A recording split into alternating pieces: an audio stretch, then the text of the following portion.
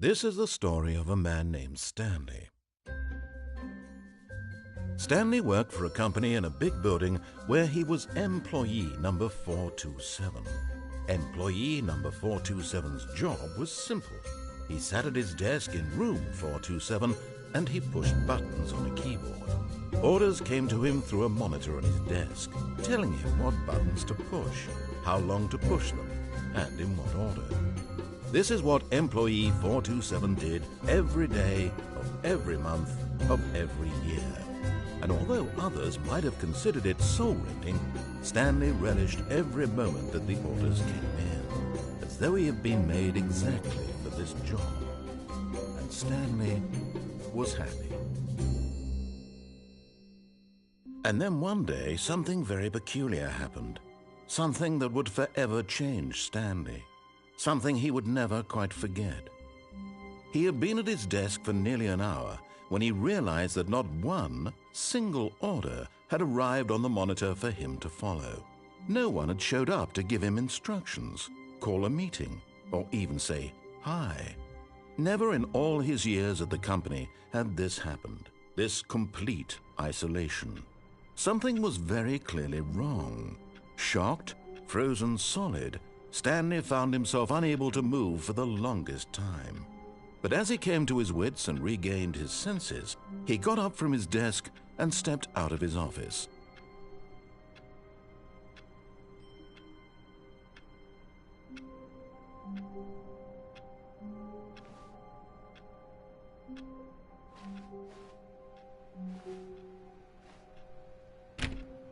All of his co-workers were gone. What could it mean? Stanley decided to go to the meeting room. Perhaps he had simply missed a memo.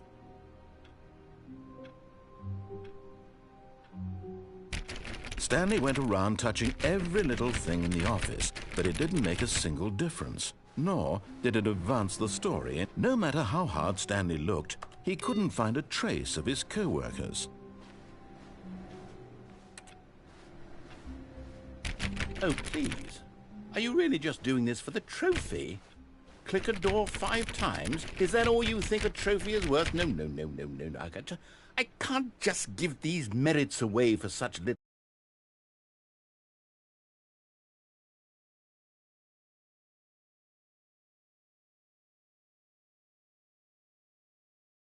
effort. A measly 5 clicks?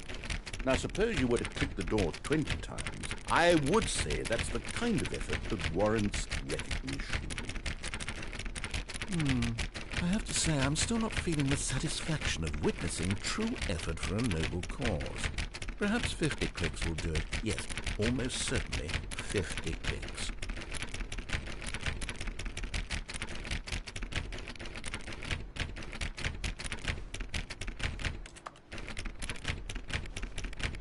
No, I'm still not feeling it. I want this trophy to have meant something.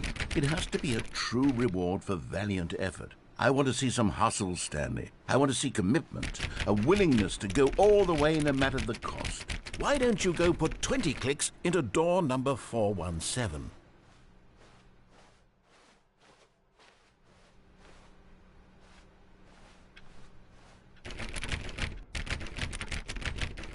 Oh, great. Now, go click a few times on door 437.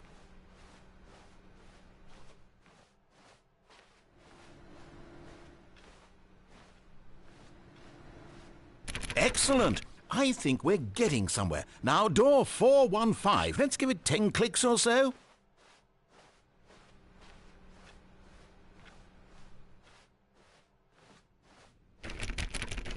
Now, back to door number 437.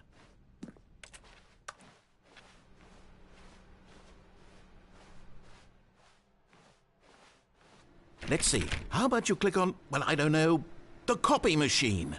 All right, back to room 417. I'm really feeling it now. I think we're getting somewhere. Okay, now go climb on employee 419's desk. Yes! This is great! You're putting it all on the line, Stanley. I like that. All right, let's keep it up. Go give me a few clicks on door 416. We've almost got it! Now the copy machine do that one again!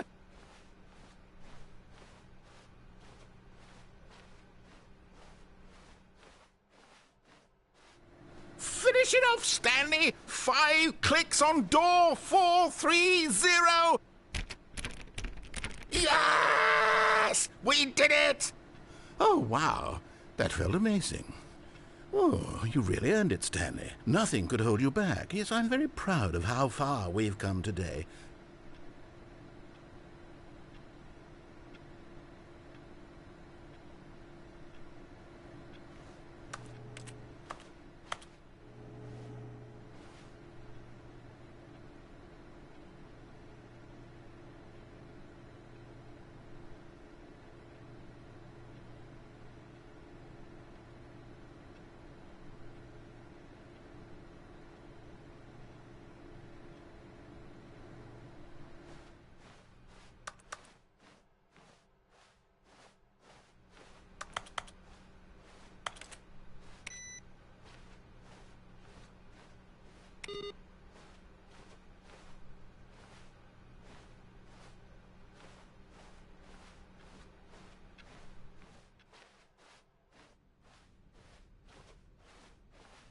When Stanley came to a set of 2 open doors, he entered the door on his left.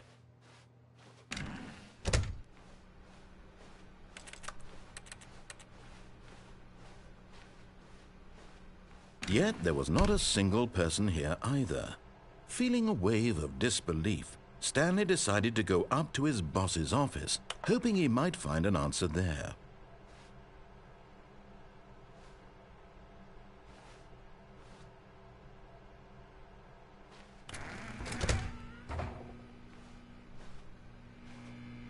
Stanley stepped into the broom closet, but there was nothing here, so he turned around and got back on track.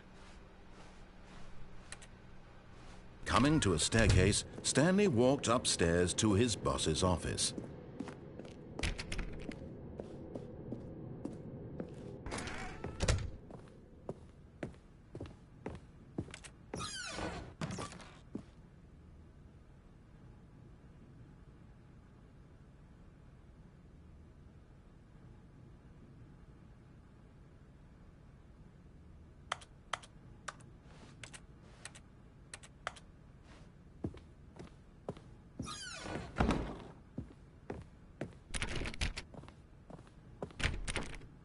Stepping into his manager's office, Stanley was once again stunned to discover not an indication of any human life. Shocked, unraveled, Stanley wondered in disbelief who orchestrated this. What dark secret was being held from him? What he could not have known was that the keypad behind the boss's desk guarded the terrible truth that his boss had been keeping from him. And so the boss had assigned it an extra secret PIN number, 2845. But of course, Stanley couldn't possibly have known this. Yet incredibly, by simply pushing random buttons on the keypad, Stanley happened to input the correct code by sheer luck. Amazing. He stepped into the newly opened passageway.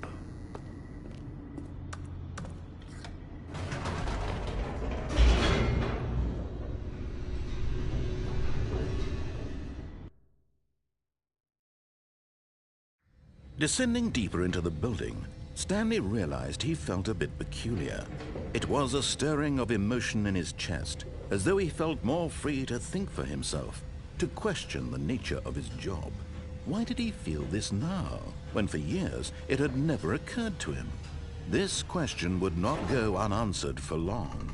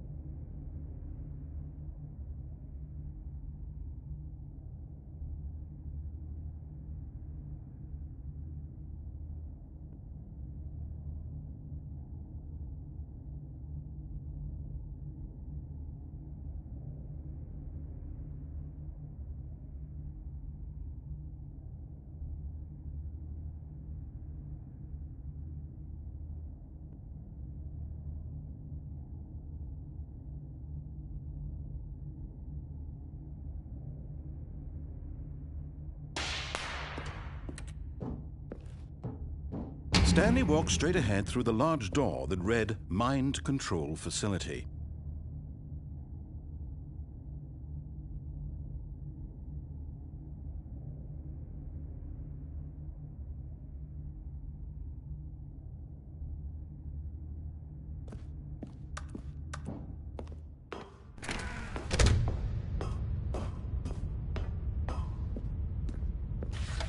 The lights rose on an enormous room packed with television screens. What horrible secret did this place hold? Stanley thought to himself. Did he have the strength to find out?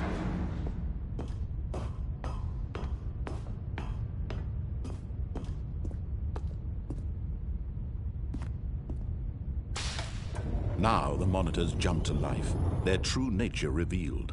Each bore the number of an employee in the building, Stanley's co-workers. The lives of so many individuals reduced to images on a screen, and Stanley, one of them, eternally monitored in this place where freedom meant nothing.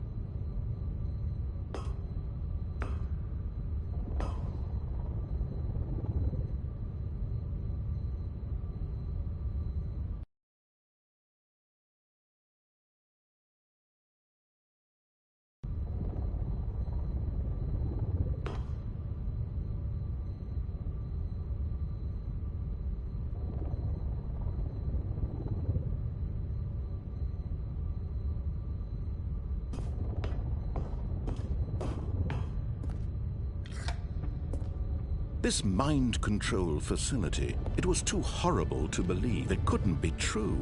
Had Stanley really been under someone's control all this time?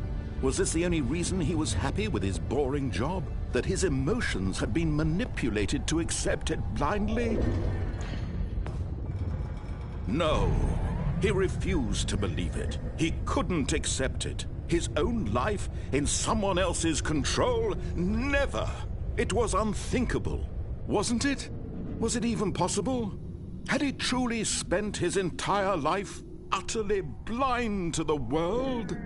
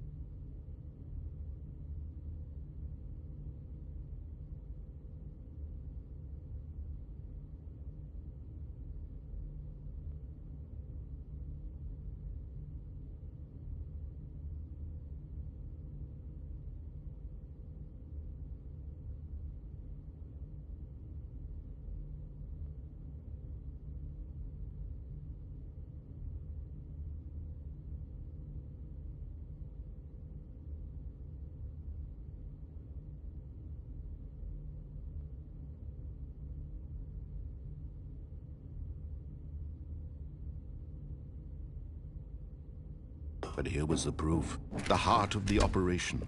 Controls labeled with emotions.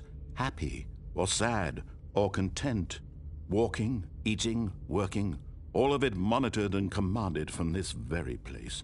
And as the cold reality of his past began to sink in, Stanley decided that this machinery would never again exert its terrible power over another human life.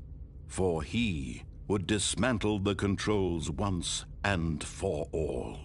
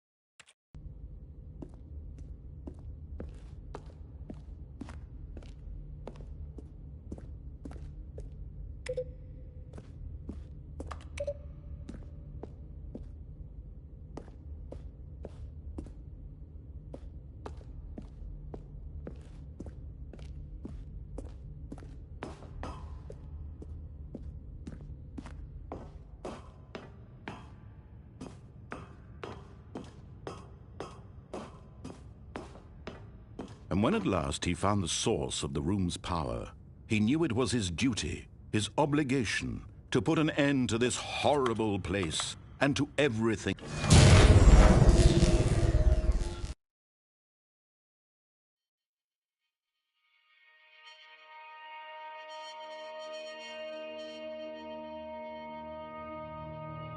Blackness and a rising chill of uncertainty. Was it over? Yes! He had won! He had defeated the machine, unshackled himself from someone else's command. Freedom was mere moments away.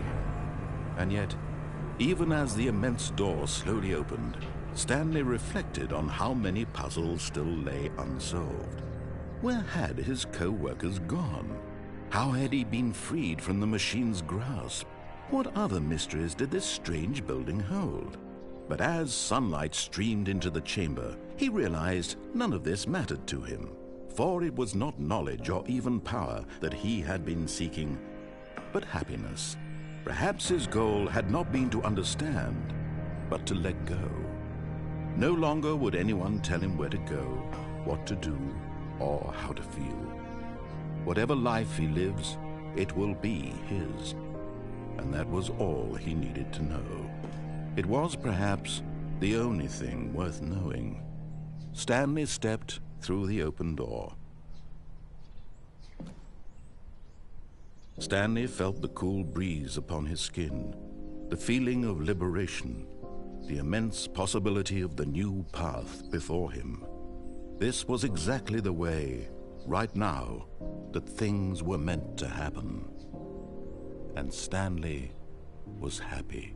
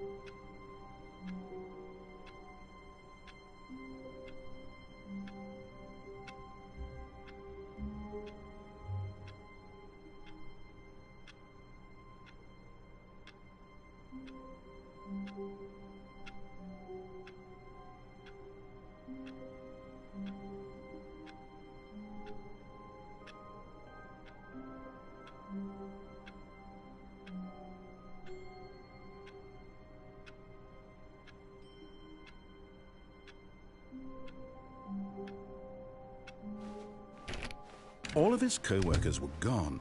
What could it mean? Stanley decided to go to the meeting room. Perhaps he had simply missed a memo.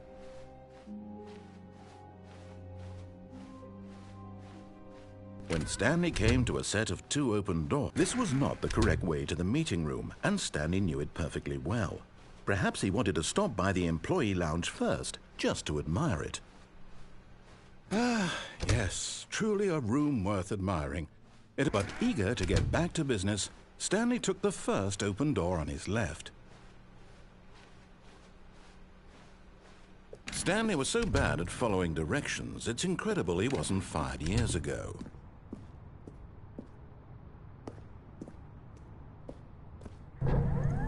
Look, Stanley, I think perhaps we've gotten off on the wrong foot here. I'm not your enemy, really, I'm not. I realize that investing your trust in someone else can be difficult, but the fact is that the story has been about nothing but you all this time. There's someone you've been neglecting, Stanley. Someone you've forgotten about. What? Really? I was in the middle of something. Do you have zero consideration for others? Are you that convinced that I want something bad to happen to you? Why, I don't know how to convince you of this, but I really do want to help you, to show you something beautiful. Look, let me prove it. Let me prove that I'm on your side. Give me a chance. Now listen carefully, this is important. Stanley walked through the red door. Aha, perhaps you misunderstood.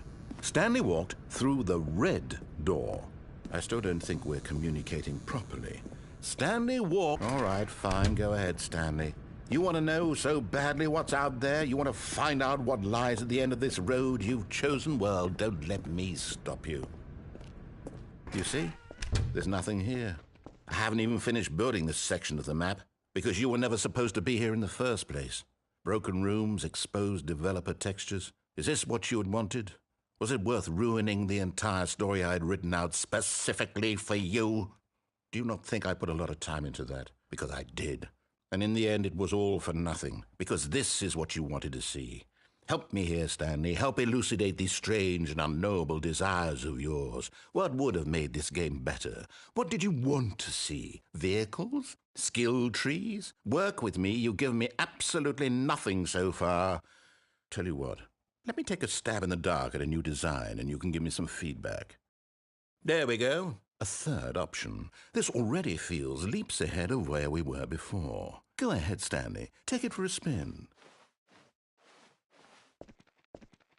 Okay, I'm going to stop you there. Now, tell me about your experience with this new version. Would you say that the game benefited from allowing you more choices?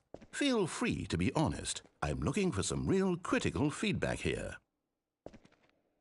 A 1? I mean, I can understand if you had reservations, you saw ways the game could be improved to more fully express itself mechanically and artistically, but a 1? That's not even helpful. What am I supposed to do with that?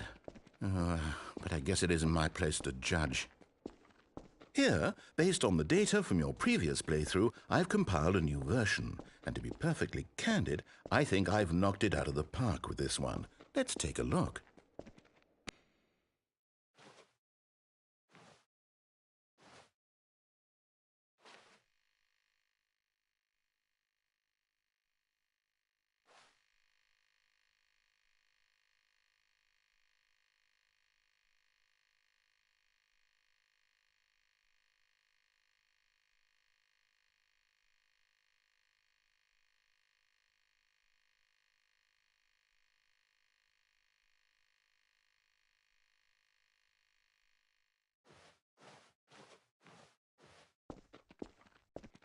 Now, would you say that competitive leaderboard helped you feel motivated to keep walking through doors? Again, honest answers, please. Hey, I nearly forgot. I've got a prototype of a new game I've been working on, and now would be a lovely opportunity to give it some playtesting. You wouldn't mind taking a look at it, would you? Perfect. Let me boot it up. In this game, the baby crawls left towards danger. You click the button to move him back to the right, and if he reaches the fire, you fail. It's a very meaningful game, all about the desperation and tedium of endlessly confronting the demands of family life. I think the art world will really take notice. But of course, the message of the game only becomes clear once you've been playing it for about 4 hours. So why don't you give it 4 hours of play to make sure it's effective? Be sure to keep notes on your experience.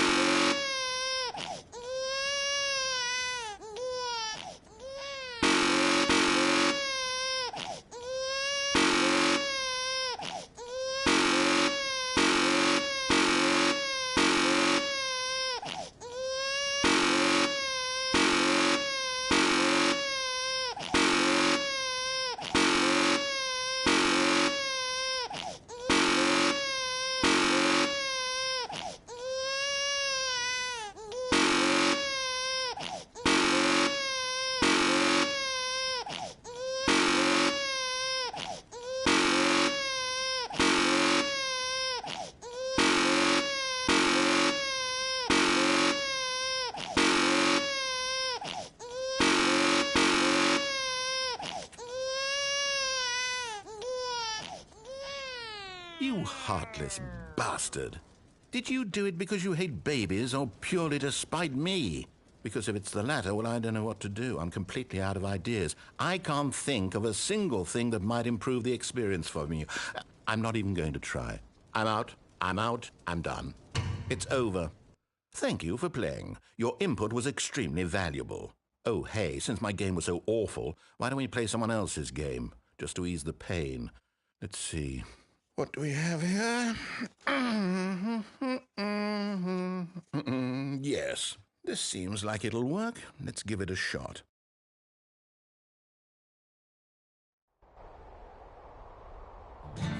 Aha! Fascinating. What do you think this game is about, Stanley? What's our backstory? What is our motivation? Well, it seems obvious to me that you are meant to play as a creepy man spying on innocent civilians below you from up high in your creep tower, perhaps for some sort of twisted erotic purpose. Yes, that must be it. What a fascinating venture into the experience of total mental depravity. So far, I love everything about this game, Stanley. And it seems there's even more. Come, let's venture outward and see what else is out there.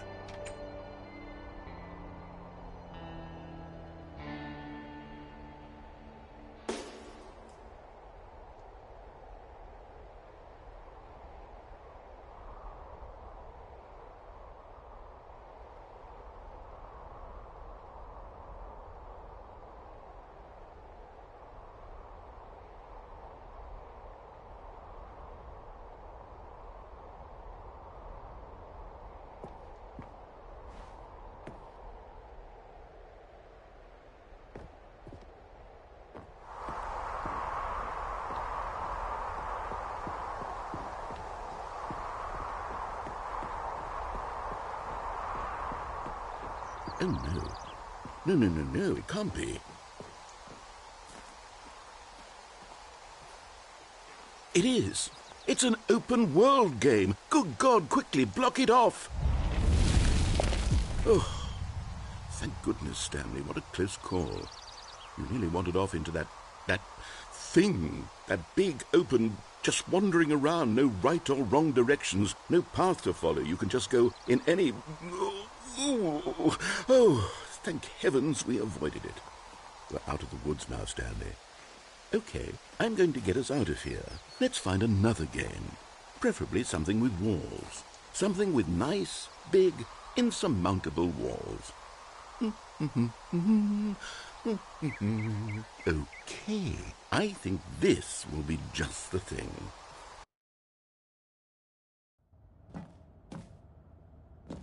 Wonderful. See, this is exactly what I had in mind. Just a nice big box for you to run around in. There isn't any possibility that you could get lost here. Now this is game design.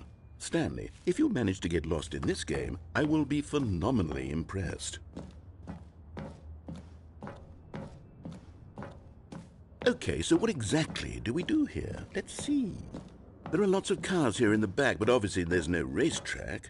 Okay, I'm seeing that there's a ball of some kind back here. Is this game sports ball? Stanley, I think it's sports ball. Oh, what fun. We shall run the bases and do a touchdown together? Yes, I think surely we must. Okay, Stanley, here's the ball. Have fun.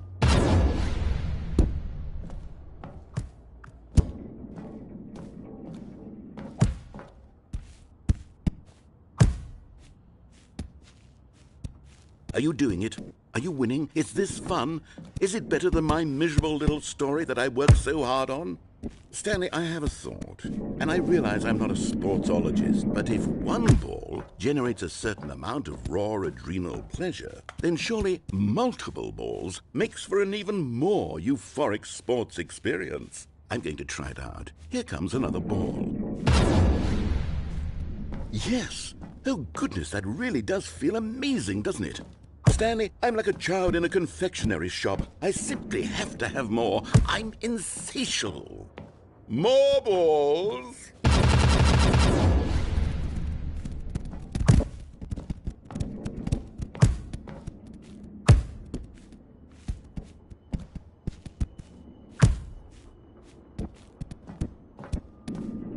Are you enjoying this, Stanley? Are you having fun? Is this a real video game? Well, I sure hope you're having a good time, because guess what? It's over. That's right. Your little fun comes to an end. This is my game, and what I say goes. You get to have fun when I let you, Stanley. Besides, you need someone like me to set boundaries for you. Without rules or boundaries, video games are nothing. Yes, that's what I am. I'm structure. I'm your sense of purpose. And see, hold on. What are you doing?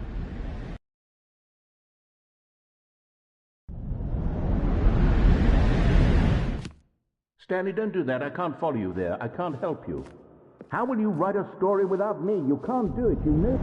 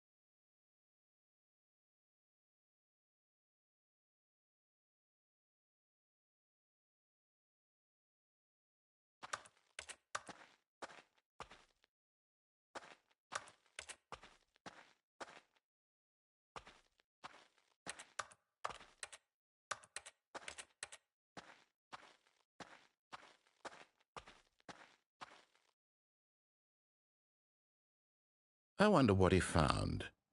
If what he wanted was to be the leading man in his own story, well, perhaps he's gotten it, down in wherever he is right now. I wonder if he's happy with his choice, and if he's learned the heavy cost that comes with it. He'll understand soon what I was trying to tell him. He needs me. Someone who will wrap everything up at the end, to make sense out of the chaos and the fear and the confusion. That's who I am. That is what I mean to this world. Oh, yes. Yes, I'll be back. There's no other way. Once this ends, after it all comes to a close, then I'll be back. The end will be here soon. Very soon. I can wait.